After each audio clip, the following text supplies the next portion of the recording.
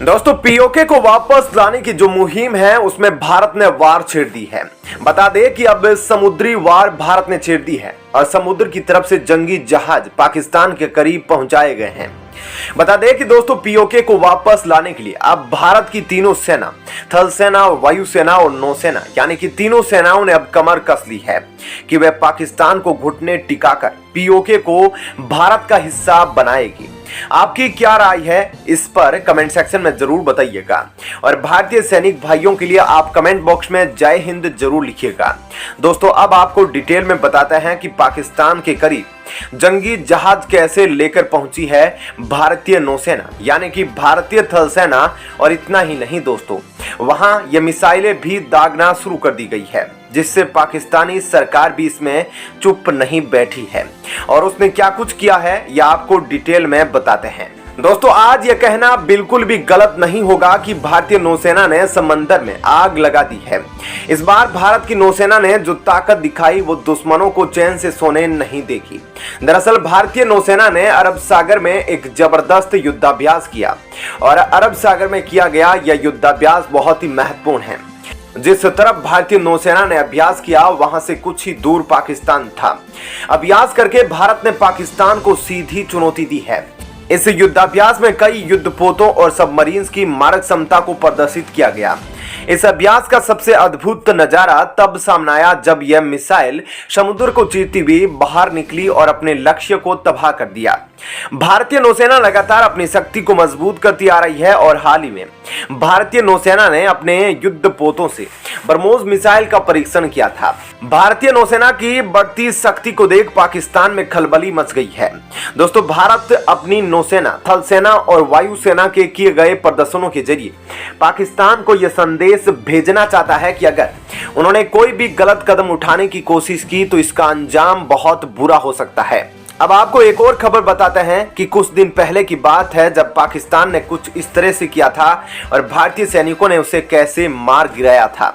दोस्तों, पाकिस्तान ने भारत की सीमा में अपना जहाज भेज दिया था, लेकिन उसके बाद वही हुआ जो हमेशा से होता आया है। पाकिस्तान को तुरंत बेइज्जत होकर वापस भागना पड़ा।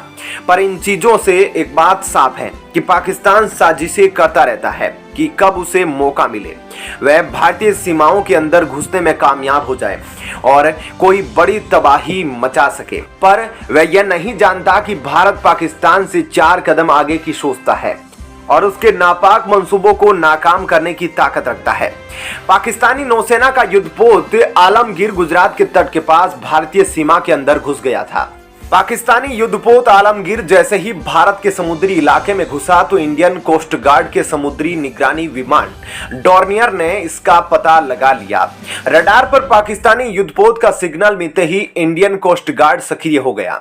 इंडियन कोस्ट गार्ड ने पाकिस्तानी युद्धपोत को वापस अपनी सीमा में लौटने की चेतावनी दी और लगातार इंडियन कोस्ट गार्ड का विमान पाकिस्तानी युद्धपोत के आसपास उड़ता रहा और कई बार पाकिस्तानी जहाज के कैप्टन से संपर्क करने की कोशिश की गई, लेकिन पाकिस्तानी जहाज के कैप्टन ने कोई जवाब नहीं दिया। लेकिन उस जहाज में मौजूद कप्तान और बाकी लोगों ने यह बात भांप ली थी कि वे भारतीय सेना की नजर में आ चुके हैं और कुछ ही देर में इंडियन नेवी के बाकी और जहाज और लड़ाकू विमान यहां तक पहुंच जाएंगे और फिर शायद हमें वापस पाकिस्तान जाना नसीब नहीं होगा। इंडियन कोस्ट गार्ड की पहली चेतावनी मिलते ही पाकिस्तानी युद्धपोत वापस अपनी सीमा की तरफ दौड़ लिया। आलमगीर युद्धपोत पर मौजूद पाकिस्तानी क्रू को अंदाजा हो गया था कि अगर वे एक पल भी और भी भारत की सीमा में रुक गए तो उनकी धज्जियां उड़ा दी जाएगी। मगर फिर भी इंडियन कोस्ट गार्ड को इस चीज का अंदाजा हो गया था कि यह पाकिस्तानी युद्धपोत आलमगीर यह देखना चाहते हैं कि बिना पकड़ में आए सीमा के ओर कितने अंदर तक जाया जा सकता है। मगर पाकिस्तान की तरकीब इंडियन कोस्ट गार्ड ने नाकाम कर दी। दोस्तों, ऐसे में इस खबर के बारे में आपकी क्या राय है कमेंट सेक्शन में जरूर बताएं और साथ ही इस वीडियो को ज्यादा से ज्यादा लाइक और शेयर जरूर करें। दोस्तों, जब बात देश की सुरक्षा की हो, बॉर्डर सिक्योरिटी हो, तब रतन टाटा ने ऐसा मौका नहीं छोड़ा जब उन्होंने भारत के लिए अपना योगदान ना दिया हो। कोरोना वायरस के दौरान भी रतन टाटा एकमात्र एक ऐसे उद्योगपति थे जिन्होंने अरबों रुपए भारत के नागरिकों को दिए हैं। यानी गरीबों में बांटे हैं। लेकिन इस बार उन्होंने अपने आप चलने वाली बस और ट्रक बनाने शुरू कर दिए हैं। वह इसलिए क्योंकि इन ट्रकों को, इन बसों को बॉर्डर पर भेजा जा सके और इसमें इंडियन आर्मी बिना ड्राइवर के गुपचुप तरीके से पाकिस्तानी सैनिकों को घुटने टिका सके। आपको यह जानकर हैरानी होगी कि अपने आप चलने वाली टाटा की इस बस ने पूरे चीन की नींद उड़ा दी है, क्योंकि चीन ने अभी तक तो सिर्फ चलने वाली गाड़ी या फिर छोटी गाड़ी ही इवेंट की थी, लेकिन बड़ी बस कैसे चलेगी यह चीन ने कभी सोचा भी नहीं होगा।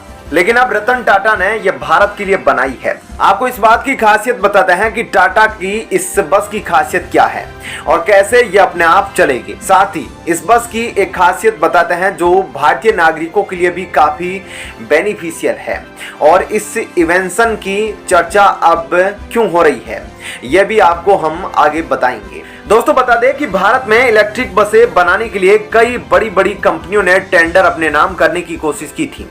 ऐसे में सबसे कम बिडिंग अमाउंट लगाकर टाटा ने इन इलेक्ट्रिक बसों के कॉन्ट्रैक्ट को अपने नाम कर लिया और अब टाटा मोटर्स की ये इलेक्ट्रिक बसें अगले 12 वर्षों तक सड़कों पर चलेगी, क्योंकि टाटा ने बिल्डिंग के जरिए इन बसों का टेंडर अगले 12 साल के लिए अपने नाम किया है। ऐसे में बताया जा रहा है कि इन बसों की मदद से 1.88 बिलियन फॉसिल फ्यूल की बचत होगी। इसके साथ ही कार्बन एमिशन कम होगा और क्लाइमेट चेंज में आने वाले बदलाव भी कम हो जाएंगे। इसके अलावा इससे टेंडर की वजह से हजारों लोगों को रोजगार भी मिलेगा, क्योंकि यह बसें पूरी तरह से भारत में ही निर्मित की जाएगी। मशीन के पुर्जों से लेकर इसकी बॉडी और मशीनरी सब कुछ भारत में बनाया जाएगा, जिसकी वजह से सरकार के मेक इन इंडिया को बढ़ावा मिलेगा। इसके अलावा इन बसों की सबसे खास बात यह है कि यह बसें बिल्कुल भी शोर नहीं करेगी। जी हाँ, अगर यह बस आपके पास से गुजर भी गई तो आपको पता भी नहीं चलेगा। इसके साथ ही इसमें आपको मिलेगी बेहतर फैसिलिटी, जैसे कि कंफर्टेबल सीट और बेहतर लाइटिंग। और अगर हम सुरक्षा की बात करें तो टाटा हमेशा से ही अपनी गाड़ियों की सुरक्षा के फीचर्स को लेकर सजग रहता है, इसलिए इस बस में भी टाटा की तरफ से बेस्ट सेफ्टी फीचर्स प्रदान किए गए हैं। यह बसें regenerative electric system, new generation telematics और हाई सिक्योरिटी इंटेलिजेंस सिस्टम से लेस होगी। इसके अलावा फिजिकली हैंडीकैप्ड लोगों के लिए भी इन बसों के बारे में इंतजाम होगा। ऐसे में यह बसें कई मुकाबलों में अभी मौजूद सड़कों पर बसों से काफी ज्यादा बेहतरीन होगी। और जैसा कि यह बसें पूरी तरह से मेक इन इंडिया की होगी तो इससे हमारे देश की निर्भरता चीन और दूसरे देशों पर भी कम होगी, क्योंकि अभी भारत का एक बड़ा ऑटोमोबाइल का हिस्सा बाहर के देशों में इंपोर्ट किया जाने के लिए मोटर पार्ट्स पर निर्भर करता है। और लेकिन इन बसों के लिए इन पार्ट्स को भारत में ही तैयार किया जाएगा, इसलिए अब चीन भी भारत के इस कदम से डरता दिखाई दे रहा है, क्योंकि अगर भारत मोबाइल सेक्टर में आत्मनिर्भर हो गया तो चीन के लिए काफी मुश्किल होगी। दोस्तों ऐसे में इस खबर पर आपकी क्या राय है कमेंट सेक्शन में जरूर बताइएगा। साथ ही वीडियो को लाइक शेयर जरूर कीजिएगा।